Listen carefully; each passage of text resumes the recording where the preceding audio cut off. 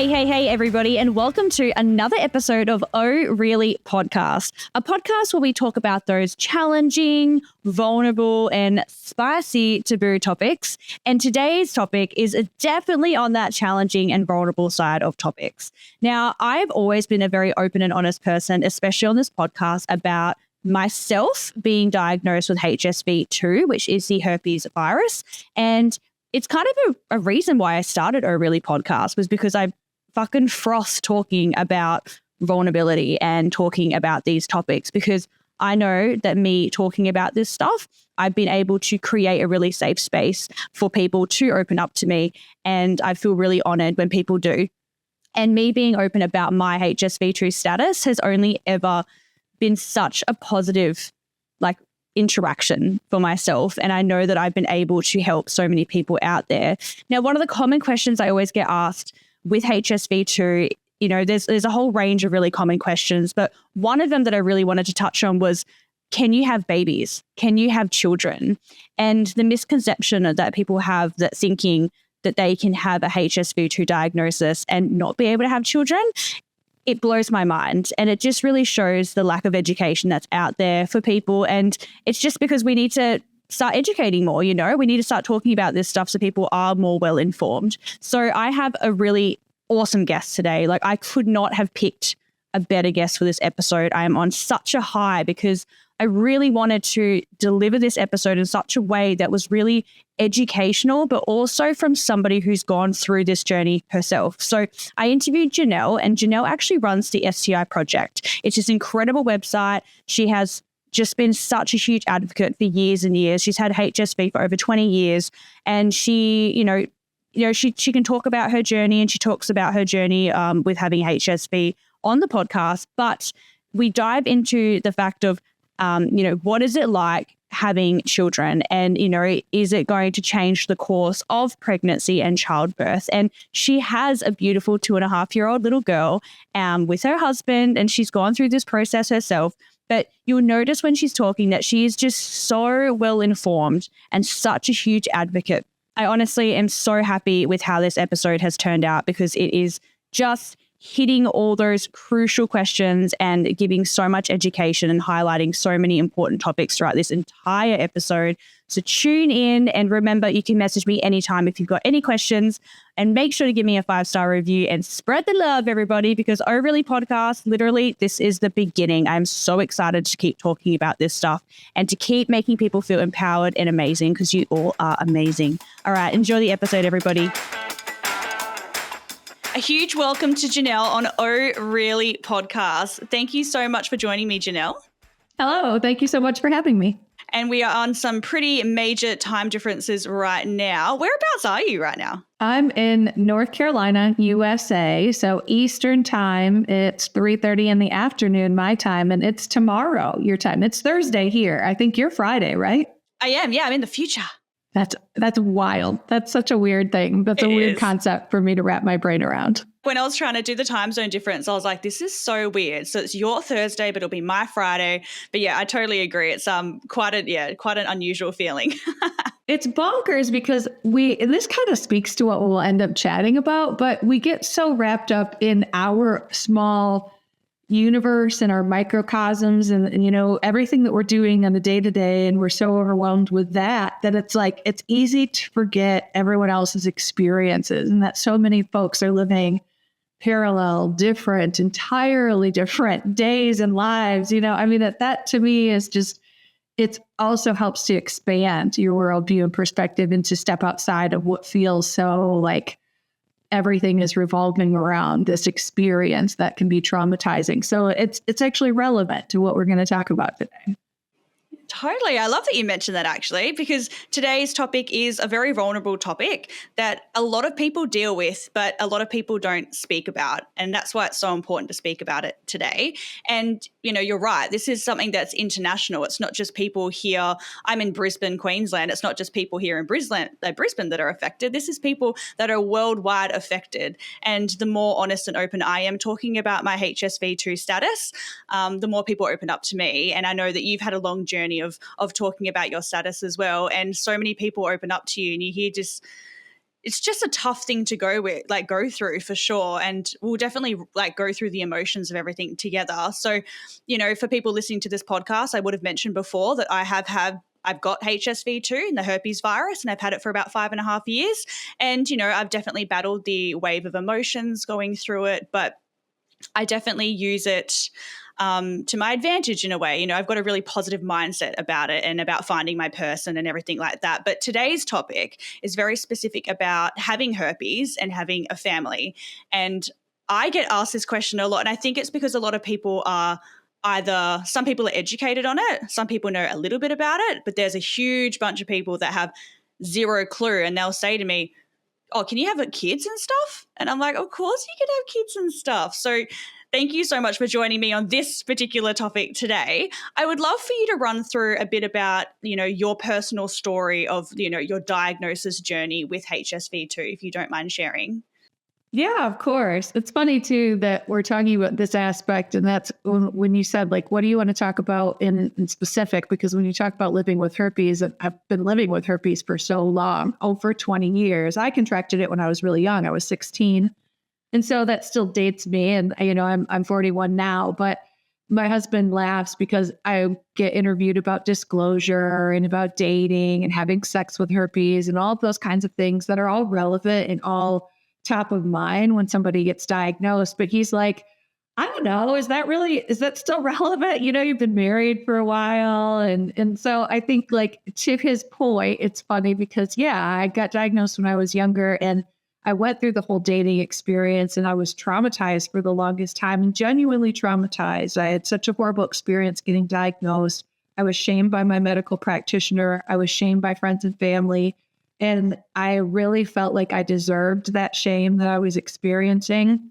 I felt like I was the bad girl, and I was naughty and disgusting and dirty and damaged, and that this was a product of my bad behavior. And because I didn't save myself for marriage and all of these things, that I deserved the treatment that I was getting. And so that in and of itself, I isolated that caused me to isolate myself and encouraged me to do so. I internalized all of that shame and stigma and really projected it onto myself and felt like this was how I was going to have to live moving forward. And, fast forward all of these 20-some years, like 10 plus years into it, is when I decided to launch the STI project. And I thought, F this doesn't match up. The shame and stigma of how I'm supposed to hate myself and how I'm supposed to be unwanted and damaged and dirty and I'll never find a partner.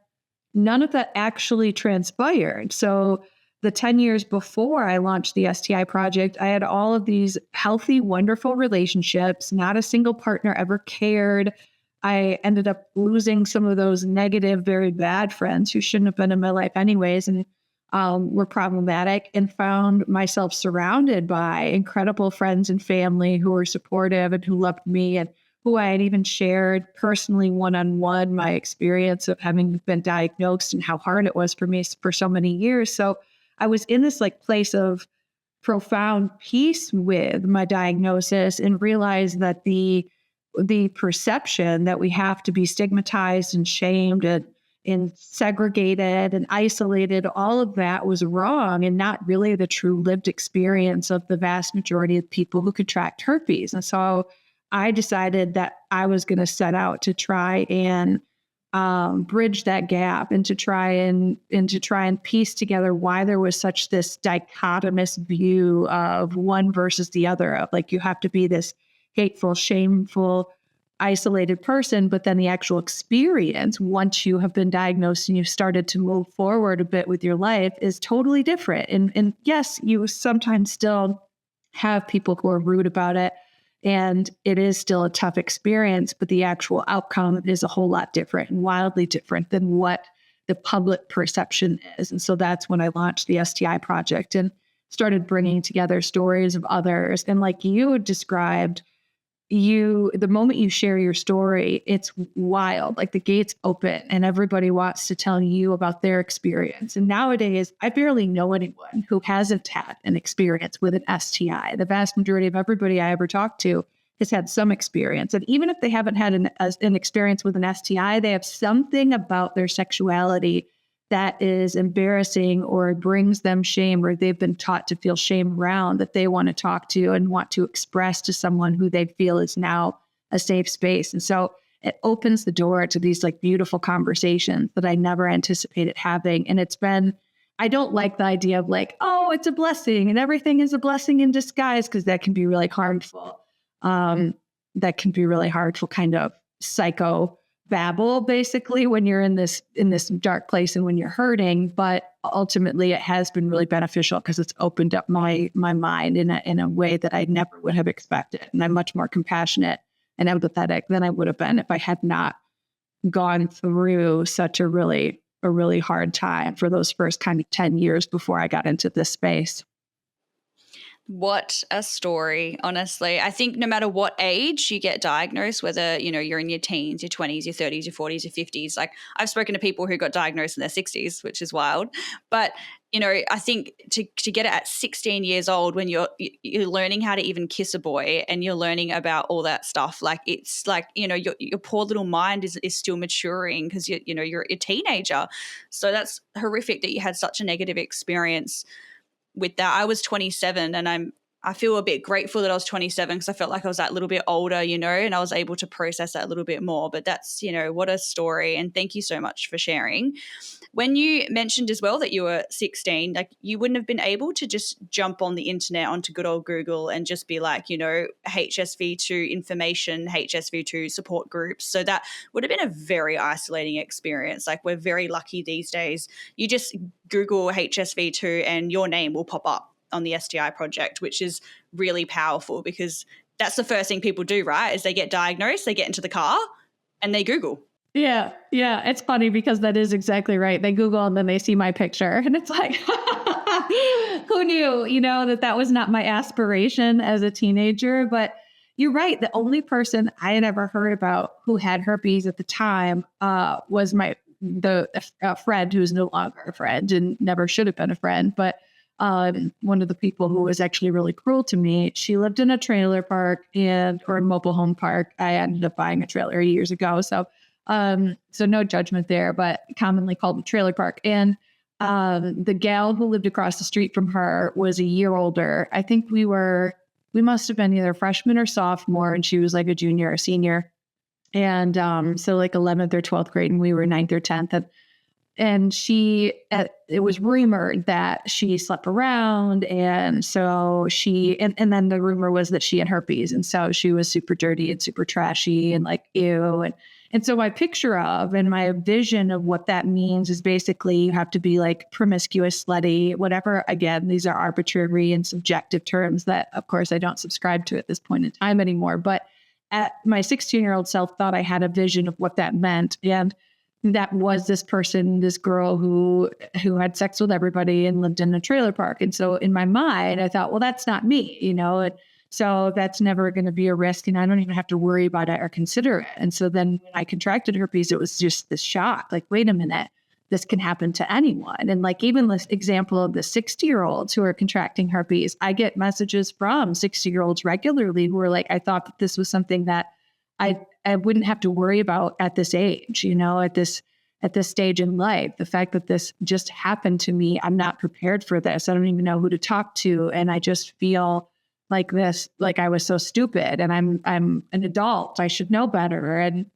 all of those things that run through your head, and all of it is like, well, the vast majority of all people contract an STI at some point in their lives. We don't know it. We don't talk about it. And so that's why it's so shocking. And so this is what's so great about your podcast and you telling your story. And you contracting it at 27 is also what speaks to why you were able to just even in a short period of time, turn around and say, like I'm going to be proud about who I am and my experience and let that help to inform the rest of my life as opposed to limit my experiences. So that's super cool and empowering. And, but yeah, the experience is different for each person based on their age. And when, 16 years old, there weren't resources. There wasn't Google. And now thankfully people see my picture when they Google herpes, but I'm not representative of all people. That was what was cute about my husband being like, you're 41, we're married. Is that like, is dating the conversation that you should help people with, And so as soon as you ask me, like, do you want to talk about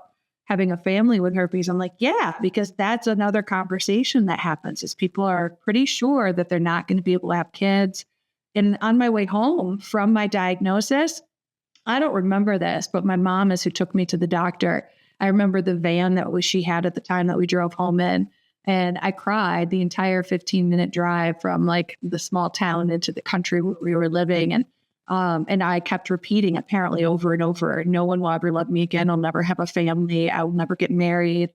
I'm not going to have kids. I was just absolutely certain that that was my destiny. And so the exact opposite is true, of course. It's just, it's such a vulnerable thing to go through. But what I have learned over the last, 5.5 years is that actually everybody has some kind of vulnerability in their life, as you mentioned, whether it's an STI status or whether it's a sexuality thing. Like there is so many people out there. I actually wouldn't know a single person who didn't have some kind of vulnerability about themselves.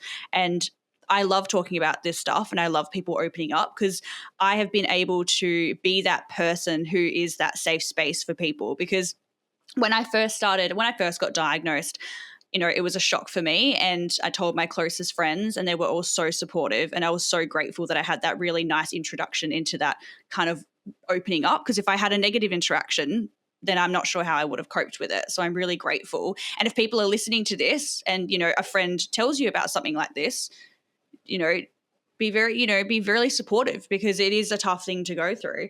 And I'd actually told somebody that I was having casual sex with at the time. And as well, I actually do practice a lot of safe sex. A lot of my friends are so shocked at the fact that I got it, because I love sex, but I was always that friend who is like, did you use protection? Did you use protection? And I was like, I have condoms in my pillows, for goodness sake. So if I can be all sexy and then whip a condom out. I was that girl. And yet I put my guard down with somebody I trusted, and, next minute I get herpes. So it's just something that I was kind of like, I'm not a promiscuous girl. I know I'm not a slutty person. I'm actually allowed to love sex. Everyone's allowed to love sex. It doesn't mean that I'm this labeled person of oh, you have herpes because you love sex. I was like, that's bullshit. I just let my guard down. It's just something that happens. It's so nonsense. And it's pleasure. What? I mean, we enjoy eating cheese and pizza and things that and watching Netflix and sitting on the couch in fluffy socks and our PJs and cuddling our pets. I mean, that's all part of joy and pleasure. And so this is another component of that as adult consenting humans. And so it blows my mind that happens to be segregated. How dare you enjoy something that is built to and meant to help our evolutionary process? We would not even procreate if it weren't for the pleasure involved, because the act of in partnering together in that way and the risks that are involved and all those things, the human race would have stopped if it weren't for pleasure. So it's just goofy that is such a segmented, you can't enjoy these things. We want you to experience joy and love your life and YOLO, but not when we're talking about sex, and what? Just silly. Yeah, exactly. And the thing is we've all eaten too much cheese and too much chocolate. We've always accidentally done a little bit too much. Same with sex, sometimes you get heat in the moment and you do have unprotected sex. Shit, it happens. I mean, people listening to this podcast can definitely agree. It happens because, unfortunately, we got herpes because of it, but it's just life.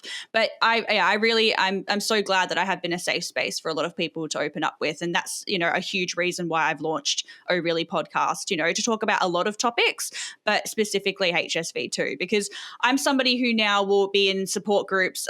They're just like girl groups that, chat about everything in life. And someone will put in there anonymously, I've just been diagnosed with herpes. I feel like my world is ending. I'm never going to be loved. And it's always the same thing. I'm never going to be loved. I'm never going to meet someone. I'm never going to be able to have a family. And that's the first things that people think about. And I comment onto that, on my profile, I say, hey, I've had it for 5.5 years, and I give them advice, and then they always reach out to me, and then other people will read that comment, and I get this huge influx of messages throughout the whole year. I could literally get 50 to 60 people a year, easy, reaching out to me. And that's just me being open and honest to those around me, and a couple of little posts were people reaching out, but I want to impact more people. I want to be the next Janelle, the Australian Janelle. You're going to be. Absolutely. You absolutely will be. Yes. That's my mission. I think that's awesome. And that's what's important too, because, I'm a middle-aged white chick with a certain experience, a certain level of privilege. And that's what also afforded me the ability to do it within a relatively safe space and to feel relatively safe about sharing my status and my experience so publicly for such a long time. But I'm not representative of all people. I'm not representative of all experiences. And I certainly don't expect everyone to have the same response and or to even get to the same place. Like not even to be moving forward into not have to be mired and broken down by the stigma doesn't mean the opposite is not then now telling everyone publicly, because that just isn't realistic for the vast majority of people right now, again, still because of the immense stigma associated with it. And also everyone's just different, as well as their relative level of privilege and things that all plays a part into whether or not you want to tell someone publicly and or whether you want to tell friends and family or just partners. And so I want to put that out there, like, the opposite of if you're feeling really crappy about your diagnosis and in this really awful space, which is okay to feel that way. I just don't want you to feel that way forever. But bad feelings are okay to have. They just feel bad, but it's not bad to have those bad feelings, right? So there's a difference between those two things. But the opposite of that and moving forward and healing from is not necessarily becoming a big public advocate, but those who can and do, like Jess, are really important and impactful because it creates then this tumbleweed, the snowball effect, where then more people know someone, more people can say like, hey, I heard somebody talking about it the other day and I know this other person, and it becomes a lot more comfortable and easy of a conversation to even have amongst your partners, even if you're not being a public advocate around it. So there's different ways in which to go about this, but absolutely, Jess, you're the next Janelle. I love it. I support that all day long. So good. I know. I really appreciated opening up to people when I first got diagnosed that had it. And, it created a positive experience for me just to know I wasn't alone. I was like, oh, there are people. Like, I'm a medical professional. I've been a registered nurse for 11 years and I was about 5 years out of nursing when I got diagnosed, and I knew nothing about it. Nothing. The only STD I had been exposed to, and I had never contracted it, but friends had contracted it, was chlamydia, right? The clap. And everyone just takes a couple of pills and it's gone. And so, and then they've got this kind of mentality that they get something and then they just take a tablet or they take a shot and then they're sweet. And so when I actually got HSV too, I was just like, wait, no, I would rather something else. Like, I don't want this one. What the hell? This is for life. I was so shocked. And my doctor was so blasé about it. He's like, yeah, like heaps of people got it. Just take these tablets. And I was like, do I tell partners about it? And I was asking for those particular parts of advice. I was like, do I tell partners about it? Like, do I have to tell every single person I sleep with? And they were just like, nah. They go, nah. Like, they were very not uneducated. It's just they were a bit that, they need to understand that they need to give you a good, 20-minute just sit down conversation where they can just answer those questions. Yeah. But they were just a bit like, your time's up, girl. Here's your pills. Moving on. Exactly. Mm-hmm. They don't say like, oh, jump online. There's really good forums or something out there. So, you kind of sit in your car and you're like, what the actual fuck? Like, what the hell do I do now? Right. So, what just happened? Yeah. And it's such a huge wave of emotions, man. And I definitely felt like I was like, I am never going to have a relationship. I'm never going to be loved. Like, I'm not even sure if I want to have kids, but I was like, but now, like, can I actually have kids? Like, and it was a huge thing. And the more open I am about it, I've noticed recently a lot of people ask me that question because I'm in my 30s now. I'm turning 33 shortly. And it's just that question that you get asked in your 30s, you're going to have a baby. Oh, can you not have children because you've got herpes? So I would love to dive into, I guess, this next chapter. We won't talk about the dating and stuff because you said you've had really positive experiences, and I will have episodes on Oh Really podcast specific for casual sex and specific for dating and relationships. And I'm going to really break it down to those really important topics. We can dive into those. But this particular podcast is about having a family. So you've obviously got HSV too, your husband obviously knows, and you're about to have a family. How was the process? Did you have to do a GP appointment to talk about it? Did you have to prep your body in a certain way? You know, is your baby okay? Like, there's all those questions that people are going to be wondering. So take it away. Tell me about baby making. Yes. Oh my gosh, such a good question. So what's interesting too, and I think it's worth pointing out, is that we are a discordant couple. So that means my husband doesn't have herpes of any kind. He doesn't even have oral herpes.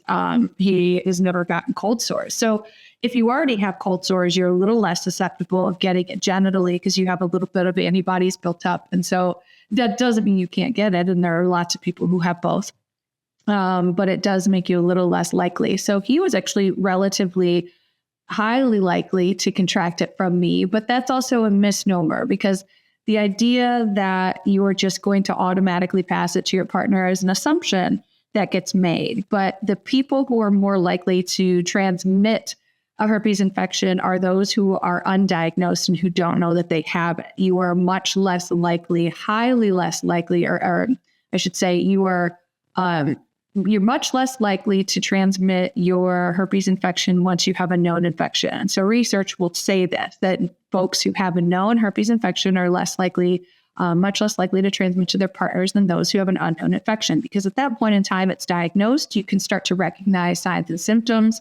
And 50% of people who have a herpes infection get prodrome symptoms. So prodrome symptoms are the symptoms that lead up to an outbreak. So now this is if you are somebody who contract or who has an outbreak and gets regular outbreaks, and not everybody does. And that a large number of people don't get regular outbreaks. But that also means then you're less likely to be asymptomatically shedding.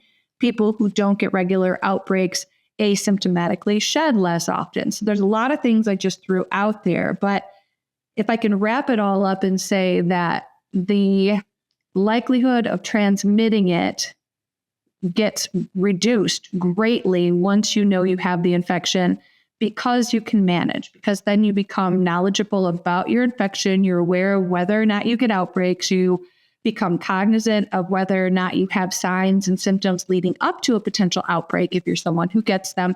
And then you can mitigate and manage that risk accordingly. And there's tons of different ways you can do that. You can take a prescription medication daily.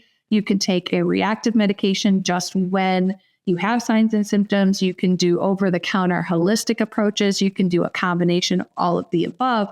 But if you're managing, if you're aware of and then managing an infection that you know that you have, again, that makes you so much less likely to transmit it. And so my husband and I have been together for 7 years, going on 8, and he still doesn't have herpes from me. And we do not use regular protection. That's a choice that we made together. And there have been some questions that I've been asked around that, which are kind of interesting, of like, well, don't you feel guilty? Like, if he gets it from you, don't you feel a sense of responsibility that you should always be wearing a condom? And which leads into like the family conversation. So that's where I'm headed with this. But the answer to that is that he's a consenting adult, and he made an educated decision, and we made an educated decision together, and it was a choice that we made together, and I respect his ability to make a choice about his own body. And that's when we get people who have herpes, I think, get stuck in their head really easily around, I can't think about or even enjoy this sex that I'm having because I'm too busy obsessing about what if they get it from me, and what are they going to think, and how am I going to feel? And it's like, at that point, if you've disclosed and they've made a conscientious, educated decision to move forward and enjoy a pleasurable experience with you, then you're only harming yourself by not being present in the moment and enjoying that experience with them too, because there are risks associated with literally every single thing we do. When we leave our house to go to work, get in our car, there's a risk associated with that. But we do that because there is a reward. We want the paycheck. There's also an associated or a different type of risk if we never left our house and we hid in our houses all day long. There'd be a different risk for our mental health. There'd be a different risk for our physical health because we wouldn't be exposed to pathogens that help build our immune system. So there's a risk no matter what we do in life. It's weighing that risk accordingly and then making a decision based on the potential benefit. So similarly, when thinking about having sex with my husband and whether or not that bothered me that he didn't want to use condoms. Like I could have said, no, I would like to, and I think we should because I want to be as proactive as possible and I feel a certain kind of way. And that's within everyone's right to decide what feels good for you in that moment. But if we were going to try and have a baby together biologically, we would have to stop using condoms at some point in time. And we had long before that anyway. So I guess first off, my husband doesn't have herpes and I don't think about it when we're having sex, and he doesn't either. I've asked him that question. I've asked a couple of my partners that question, like, does that ever make you pause? Does that ever make you stop and think like, what might happen? How might I feel? And they all laugh at me like I'm a total idiot for asking that question. Like, are you kidding me? Like, no, that's not what I'm thinking about when I'm fucking you. Like, no. Of all the things I could be thinking about, that is definitely not it. And that's not one of them. And they all say that it's a similar kind of iteration of basically I made the choice and I decided this and I'm good with it. And so, yeah, I know it's a risk and I'll deal with it when that happens and when and if it does. And so I think that's pretty beautiful. And I think that reminding ourselves to be encouraging and empowering to our partners, whether they're short-term, long-term, whatever, to respect the choice that they're making concurrently alongside us, I think is really key to being able to move forward and grow and build whatever type of life that might look like. And whether that includes a family or not, is up to y'all. So that said, we have a 2.5-year-old.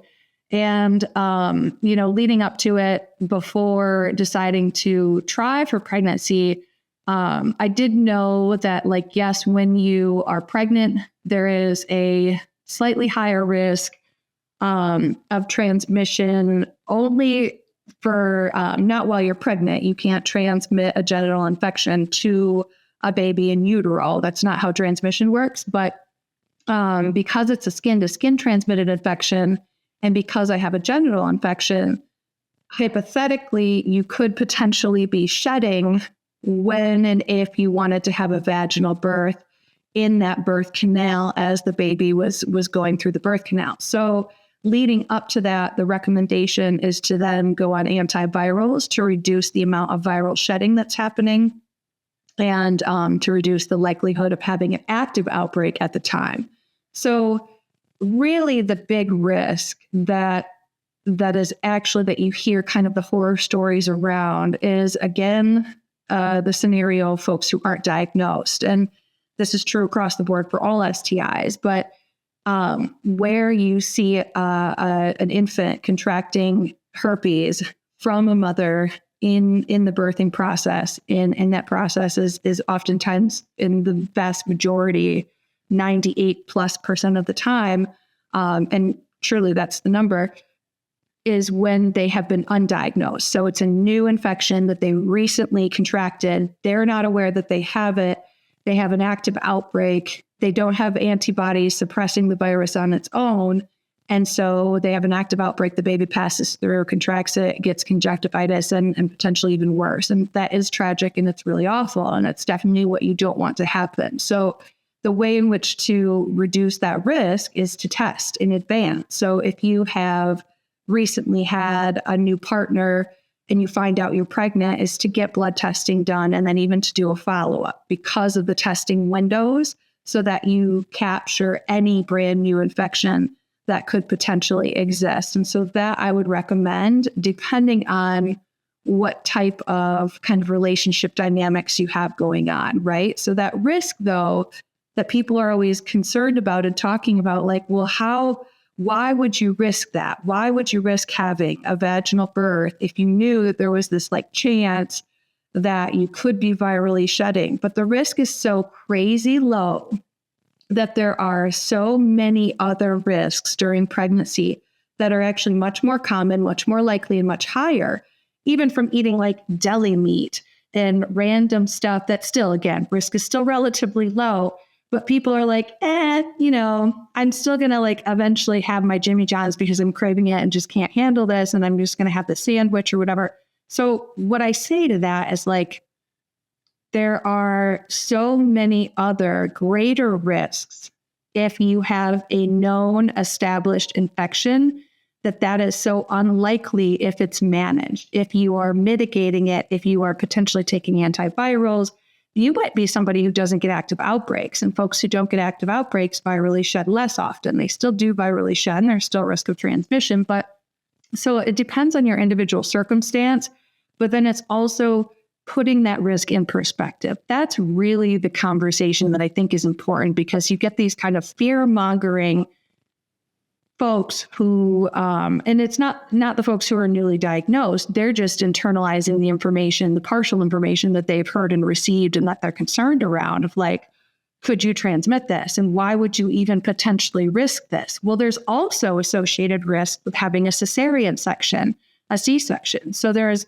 a different level of risk. I'm just saying, like, screw it. And the worst thing in my head, my perception is transmitting this to my baby. And so even though that risk is so minuscule with an established, known, managed infection, so I'm going to now put these other potential risks on the plate because I'm so petrified of this. And so it's more like, let's look at the actual facts and the likelihood, and then make an educated decision based on that information. So I don't think it's a bad idea necessarily to decide you want to go for a cesarean section, go for it. If that makes you feel comfortable and that's like the step that you think is going to make you feel most safe, and that you're managing something that is a risk that you're concerned around, then make that choice. But make that choice well informed around the actual true risk of what is likely in potentially transmitting this infection, because there are so many other types. Again, there's so many other types of risks. There's so many other types of infections that you can transmit.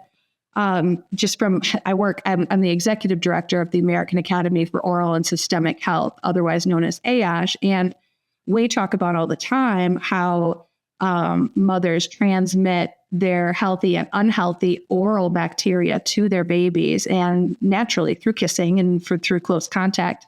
And that will change the entire health of your baby's life for the rest of their life. They get their oral microbiome from their mothers. And so there's stuff like that is like, but you're not going to not kiss your baby. I would never tell you to do that. But also, you may have poor oral health because 60 to 80% of the entire world population has some sort of bacterial infection in their mouth or periodontal infection and decay. But again, you wouldn't say don't kiss your child because of the risk that likely has for even the implications for the rest of their life. And so the same applies. And the reason why there's so much hysteria around potentially having a vaginal birth and having a family, and can you procreate? Can you have sex and make a baby? And can you birth this baby? And can you have a natural, which I'm going to say that in quotes, and I'm doing air quotes for the folks who are listening, because there's no such thing as natural or unnatural birth. It's all natural. But whether it's vaginal or whether it's a cesarean section is the differentiation there. But, that can in and of itself be stigmatizing. So all birth is birth. And it's beautiful and wonderful and natural. But that said, it's like the choice that you make around that, it's so important to frame the context of the risk as opposed to making a quick decision around this isn't a possibility, and or this is not going to be the mode that we use, the methodology of the birth that we're going to approach, because you're missing out on some of the important facts, and because it's being influenced by the immense stigma that's associated with herpes. And that's why we get these extreme reactions, because people are like, it absolutely can't happen. You're going to transmit it to your kid. You're going to give it to your kid on the toilet seat. And, and then that's the next conversation as well. Aren't you worried that your daughter is going to get your genital herpes? And I'm like, how? She's not touching my vulva all day long. Even if she were touching it with her hands. That's not how herpes is transmitted. That's not how that's going to work. And so we can talk about that too. I know I just kind of had this monologue for a while, but I'd love to hear what your thoughts are and have you interject and, kind of guide the discussion so I don't continue to monologue. Sorry, guests. All right, everybody, we're going to just interrupt the episode because it is time to play Two Truths and a Lie. Now, I always seem to get this wrong every time I try and play this with my guest, but I'm going to try so hard to guess Janelle's lie. So, Janelle, take it away. What is your two truths and a lie? This may be too easy to guess, so maybe you'll finally get one right. Okay, so two truths and a lie. I have auditioned for American Idol. I have had 3 STDs, and I hate spiders and snakes. Oh, okay. Okay. American Idol, 3 STDs, and hate spiders and snakes. I feel like everyone hates spiders and snakes. Like, I honestly feel like who likes that? Like, but then you haven't brought up anything about me living in Australia, and you haven't brought up the fear to me just yet. And then American Idol, I don't know if you've got an artistic, like, musical background. I'm not sure. And then 3 STDs, I feel like you would have brought up the other STDs during this episode. So I feel like the 3 STDs is the lie, only because you would have brought it up, I feel like, in the episode. And I feel like everyone does American Idol. Am I correct? Nope. Oh, so you have had 3 STDs. Okay. And then I've had 3 STDs. And which one's the other 2? I love spiders and snakes. Oh, love. What? Hang on. Okay. That's weird. That's really, really weird. Did I do that backwards? What was it? 2 truths and a lie? Yeah. Oh, yeah. No, I did that right. Okay. So my truths were I've had 3 STDs and I've auditioned for American Idol. Right. My lie was that I hate spiders. I actually love spiders and snakes. Oh, that's trippy. Okay, that's weird. No. That is so weird. Love them. Yeah. Yeah. Wow. Yeah. No, I really thought I was going to win that one. I really did. I just never win. Everyone always tricks me. I thought you were too. Well, you have to come to Australia. There's so many snakes and spiders here that you can play with. Well, see, and I might change my mind somewhere where they're a lot bigger and more of them bite. So I used to live in Michigan, which was a very cold climate, Michigan, USA, and there wasn't anything that was poisonous. And then now I'm in North Carolina, which is more toward the south, and there are poisonous ones, both spiders and snakes, but you don't see them as often, and they're not very large like they can be in Australia. So I may change my tune about that when I visit. So I will be visiting. It's on my bucket list. So good. Well, yeah, I've only seen really cute little snakes before, and I went to Tasmania, which is on the bottom of Australia, and I learned that every single snake is venomous there. Like, every single snake that you see is highly venomous. And I was like, what? And even that freaked me out. And then I went to New South Wales, and I was like, I saw all these big brown snakes, and they're really venomous. And I was like, I'm not even used to this. And then I come to Queensland, where I am now, and there's big freaking pythons, big boy ones. And I'm like, I ran over one. No and kidding. It felt like a tree branch. Like, it felt like I'd ran over a big tree branch. I was like, doo-doo. And I was like, oh my God, that was a giant python. It was, so freaks me out, far out. I'm not, but that's only, I've only seen maybe 6 snakes in my entire life, and I'm 33 soon. So, I don't see them all the time. Oh, that's so funny. Yeah. And they're everywhere. They're everywhere in the US, but unless you're in the South, there aren't as many poisonous ones. And, like snakes were common, and common garter snake is what they're called. And they were just all over the place, but they're friendly. They don't hurt you. Right. Well, maybe you love them there, but I don't know if you'll love them here in Australia. You'll see. Yeah, I might have a different response. That's right. Well, thank you for that. You definitely tricked me on that one. But at least you got to know Janelle a little bit better. Let's get back into the episode, everybody. No, I think everything you said was honestly so perfect, and it's what is relevant to this episode. So definitely don't apologize, because you shared your story and you said so many like really, really relevant and important facts around HSV and having children. Like, it is possible, and there's and it's funny when people say it to me, because I just get I'm like, what do you mean? Like, are people so uneducated that they really don't think that you can have children with HSV too? And that's why I really want to get put this out there to showcase and be like, guys, this is a skin condition. Like, it's like saying people with eczema can't have sex and can't have a baby. Like it's just, it blows my mind. But it's because we're educated, right? We know a bit like about the virus. We understand it, but the people out there don't know and they're clueless. So I think listening to you just and, talking about it is going to put so many people at ease, just being like, right, okay.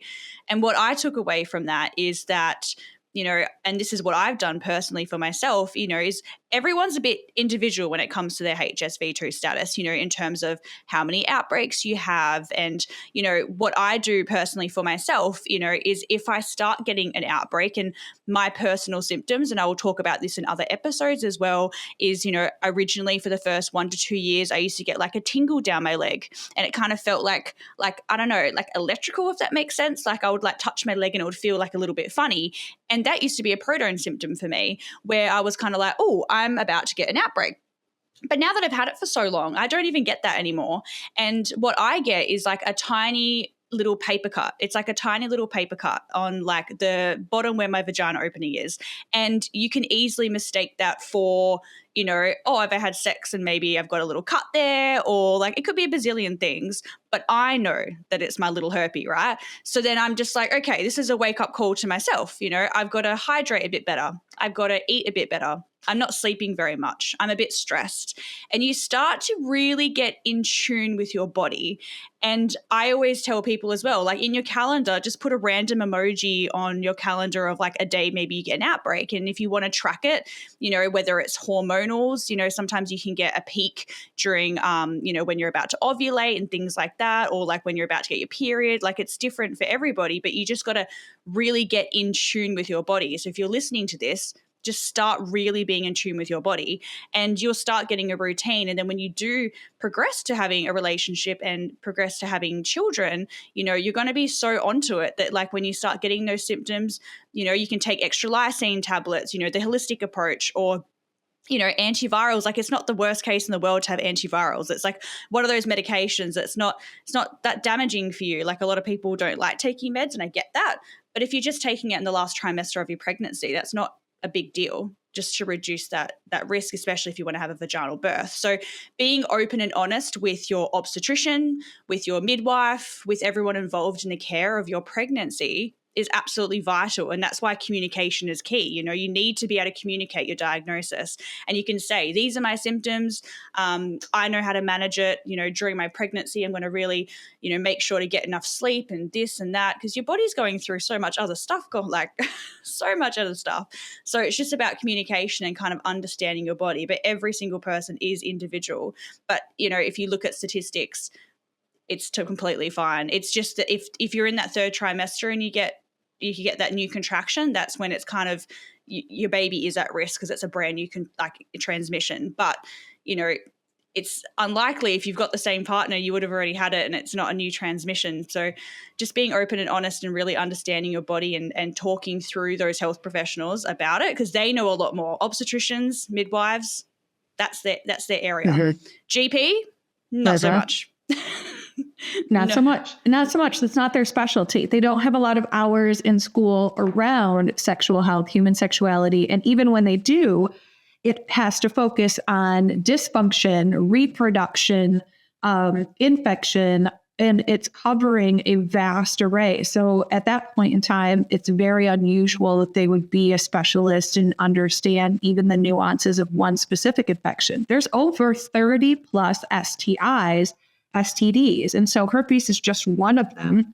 So the likelihood that your general practitioner is going to be an expert on herpes is going to be very unusual. I mean, you had some couple of really good points that I want to call out, is that the more that you are aware, the more that you can advocate for yourself. And by the time that and it just depends on when you get diagnosed and when you contract it. But to some degree, by the time you're family planning, yes, hopefully you can make decisions that are going to be more well-informed than when you first get diagnosed and when you first have heard about these STIs, and kind of that stigmatized fear-mongering misinformation that gets perpetuated. And even the idea around, should I have to take an antiviral for my entire pregnancy? Should I have to take a bigger dose of the antiviral for my entire pregnancy?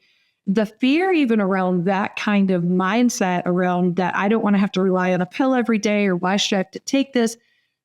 There's two sides of this. One, from the factual standpoint, antivirals for herpes, Valtrex, acyclovir, etc., are very well. The efficacy is very high, and they're very well. What's the word I'm looking for?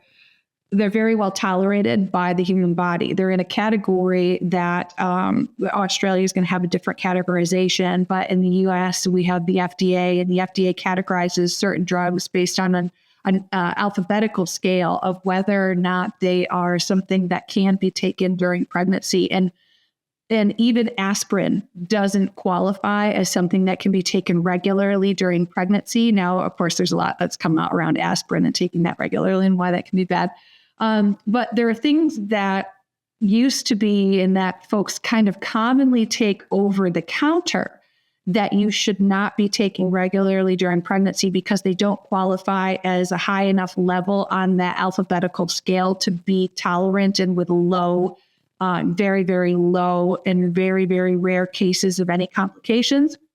And antivirals are not one of them. Antivirals are very well received, very high efficacy overall, and have very, very low instance of side effects and any kinds of implications. And there's tons of medications that are taken regularly and that don't qualify in that category. So from a just a factual scientific, is this safe?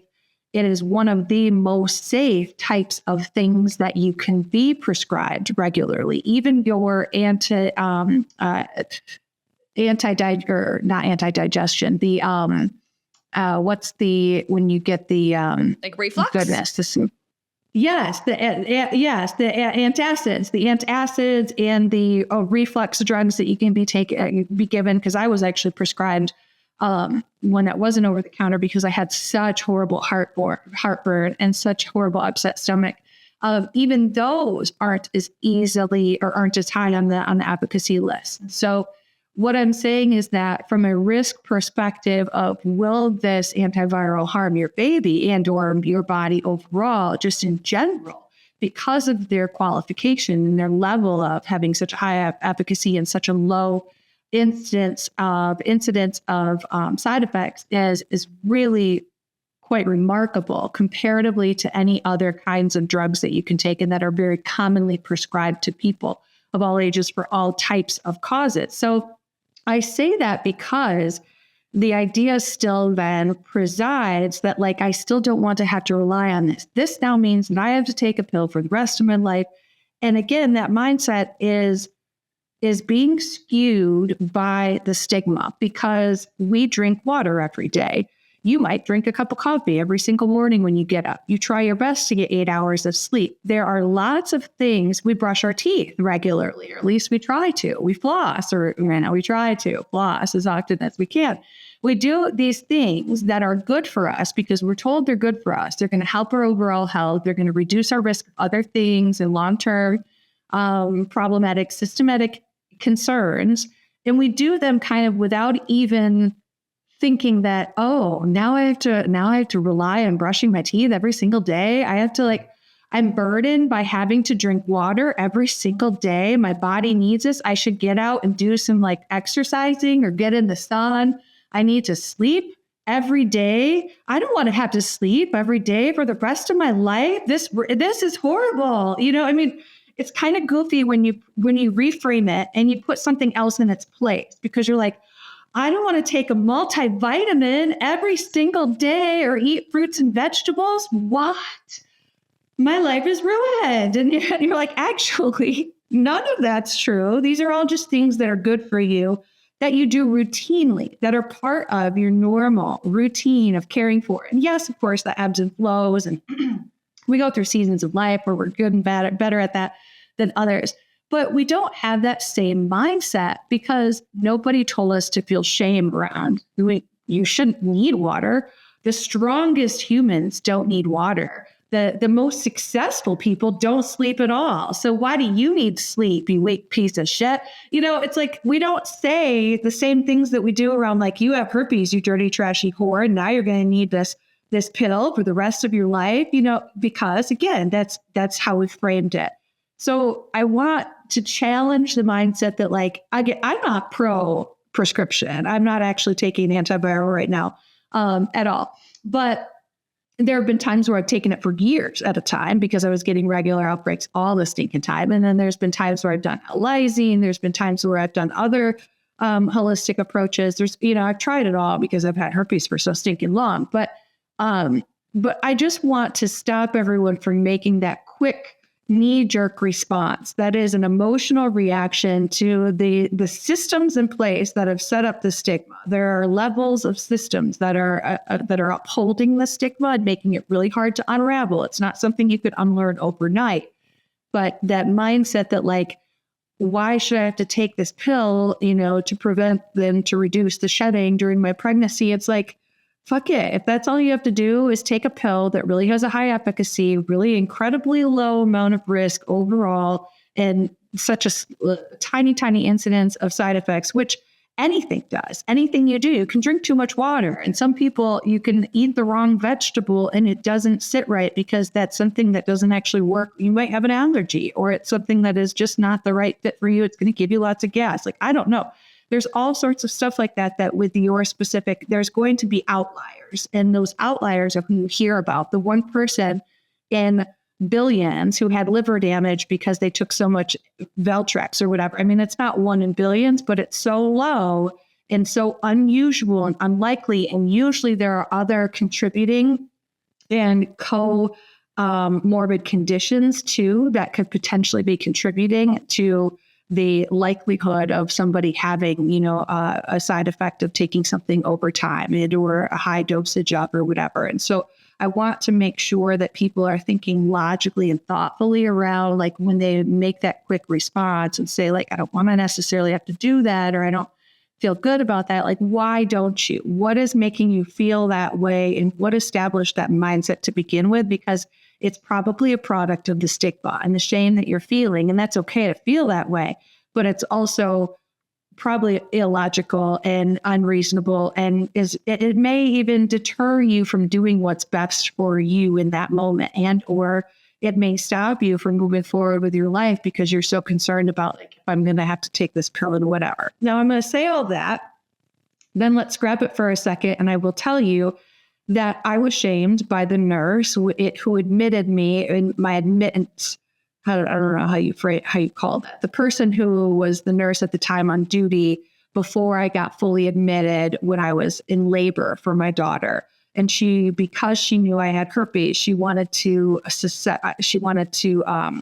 have me go through this battery of STI tests. And I was like, no, I don't need a syphilis test. I got a syphilis test while I was pregnant. And I knew I didn't need it then because I only had my husband as a partner, but I just let them go through the gamut of, like, I guess, why not? Like, maybe I had syphilis right before we got together, and it had probably been, him and I at this point have been together almost 8 years. When we had our daughter, it was like 5. And so I thought, maybe I have had this dormant syphilis infection. Like, why not?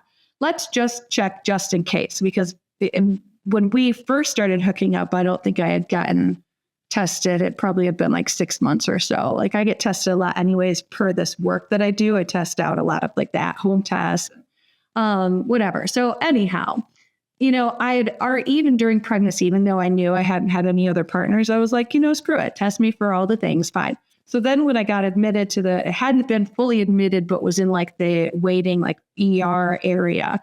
And, they were checking vitals and starting to do preliminary tests before I got my actual like room, like labor and delivery room. And the gal was like, oh no, you need to, I see your chart, like, this is really important. And then we do this for everyone who has an STD. And it's like, no, you don't. And you don't need to, and I don't need that test, and you're not going to do it. And so I had to argue with her while in labor. And so that stuff still happens, even though I'm well educated about it.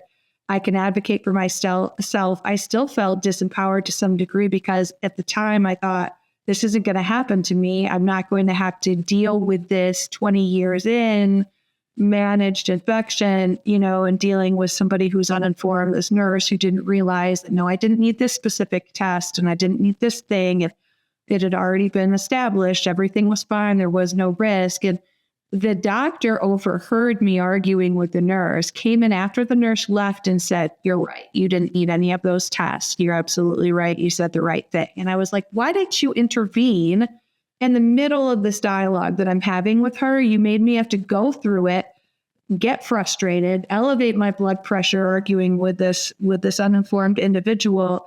So, that stuff still happens. And I didn't end up having a vaginal delivery because of all the interventions that happened. My water broke early before I even got to the hospital, which is really unusual and not typical. And so there were a whole bunch of things that happened that I ended up having an emergency C-section after 52 hours of labor. And so it was pretty miserable experience and traumatizing, but not because of herpes. And I was going to have a vaginal birth, but then she was stuck and blood pressure was dropping and things were going sideways. And so I was ushered into emergency C-section. So she ended up being born cesarean. And so that's fine. Like, that is what it is. And, if I were to have another child, I'd potentially do a VBAC, a vaginal birth after cesarean if I could. And if not, then we'd have another cesarean. And I kind of feel indifferent about it. But there are folks who say, like, well, aren't you worried about your daughter getting herpes from you? Like, what if you're sharing drinks and stuff? And I'm like, well, I don't have oral herpes. I have genital. She's not touching my genitals that way. That's not how this works. And so that kind of concern is a lack of information. And then you hear these stories of people who are like, oh, well, I contracted herpes from a toilet seat. It was a public restroom. I know. And I always am like, bless your heart. Bless your heart. Bless you. Bless your sweet, ignorant They're in heart. denial. Exactly. Herpes doesn't live on toilet seats. It can't, because it is a very unstable virus. It immediately starts to die and deteriorate the moment it leaves the human body. So it's not like something like hepatitis C, for instance, lives on surfaces for long periods of time. HIV can live on surfaces for long periods of time. Hepatitis C is one of the most pesky ones. It's really hard to kill even with bleach and things. And so there are different infections within the STI-STD category that can live on surfaces, but those you also don't contract from a toilet seat because it can be living on the surface, but it's a blood transmitted infection. So you'd have to have like an open wound. You'd have to touch your open wound to the place where it exists. So is there still a risk? Definitely. And is there still considerations? And, having been a nurse, I know you went through all of that training. So you understand that to some degree too. But that's what's always entertaining to me about these conversations, because folks want to know, like, well, what's the risk then? How is this transmitted? Well, each of those, earlier in this conversation, I had said that there's over 30 plus STIs. Each of those STIs are all transmitted in a different way.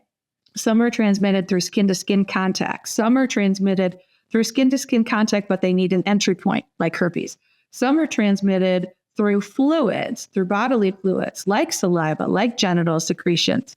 Some are transmitted through blood only. So it depends on the type of infection you're talking about, and it depends on their method, their modality. And when we're talking about herpes isn't just, when we say it's a skin-to-skin transmitted infection, yes and no. It also needs an entry point. So if it were in fact just a skin-to-skin transmitted infection, like a pubic lice or scabies or molluscum, it could be all over our body, and it would, because so many people have it. It would literally be all over our bodies, but that's not how it moves around our body. It needs entry points. And so my daughter can sit on the same toilet as me, and she is still not going to contract my infection because of the way it's transmitted. It needs a specific entry point. It needs to be shedding at that period of time, et cetera, et cetera. So that's what's important about, and I want to empower people and encourage people to become their own best advocates. If you have herpes, especially if you have genital herpes, and you're like, how do I move forward in a way that I can feel good about the decisions that I'm making around having a family, whether or not I might put my partner at risk for contracting it and or my potential children.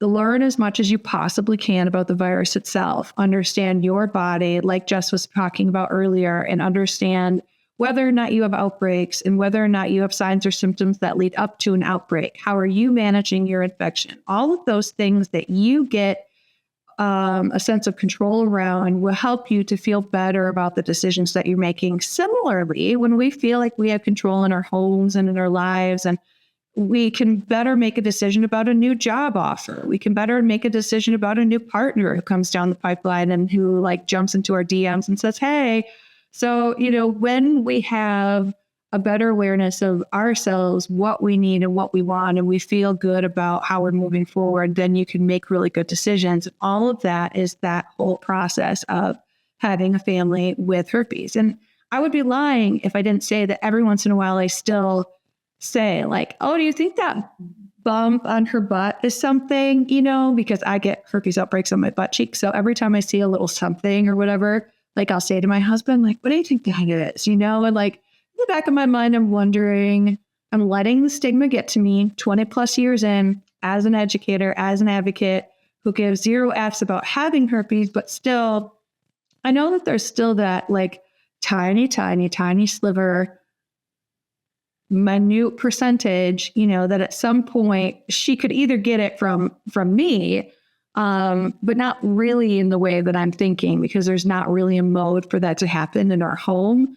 But she could also contract it eventually from a partner. And that's not the worst thing that could happen to her. It's also very highly likely that it will, because so many people have oral herpes to begin with. And oral sex is lovely. And so it's likely she's going to get it some way or another, or some other type of infection. And so would I be like, oh gosh, I'm so sorry, honey, no, I mean, these things would happen. Like, would I want to be the one to transmit it to her? I can help it. No. But if I had oral herpes, it would be really highly likely that she would get it from me.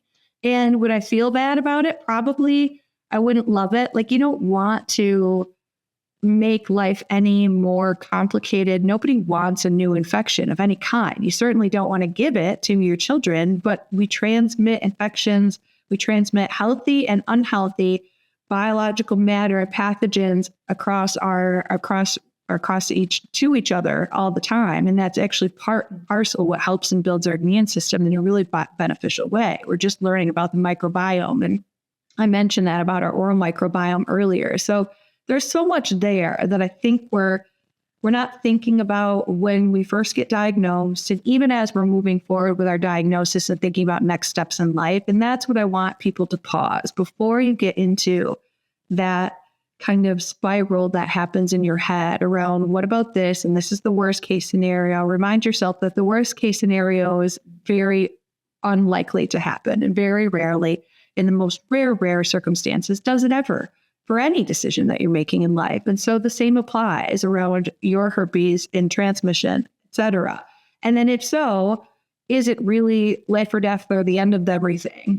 Definitely it's not. That's not the actual outcome here. And so I want to reframe it a little bit, and then empower people to make decisions that are going to make you happy. You can't stop moving forward in life because, like Jess was talking about earlier, everyone has something that they feel shame around and that they don't feel good about within themselves. And so pursue that person who is a 10, because they also have something that they feel shame around. You just don't know what it is yet. And you're just seeing their perfect version on, their social media persona. And then move forward with exactly what you want to do in life, because this does not have to stop you unless you choose to. I love everything you have said. And I think the audience will agree with me that I have chosen the perfect person to talk about this topic. 100%. Not only, because you've launched the STI project, but because you've gone through this whole journey yourself. And that's kind of how that baby project grew, is because it's from your very beginning, and it's from your personal story and the whole journey of being young and dating, relationships, to now having a family. Like, that's why the STI project being out there is so powerful and so impactful to so many people. So everyone listening, I would definitely urge you to jump on the STI project to have a look around, because as you can hear by Janelle speaking, she knows her shit. She absolutely knows her shit, and not even just on a personal level.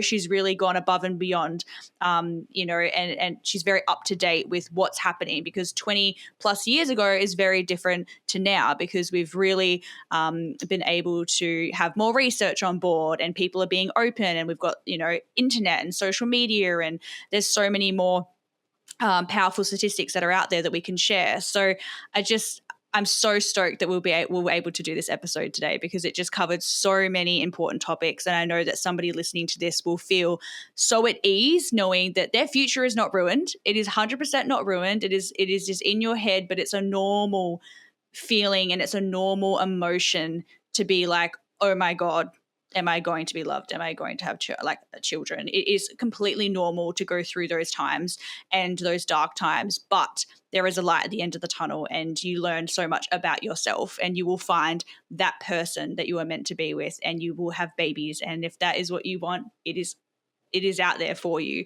So thank you so much, Janelle. I know we're on crazy time differences, but we were able to lock in a time, and I just so appreciate you coming on Oh Really podcast today with me.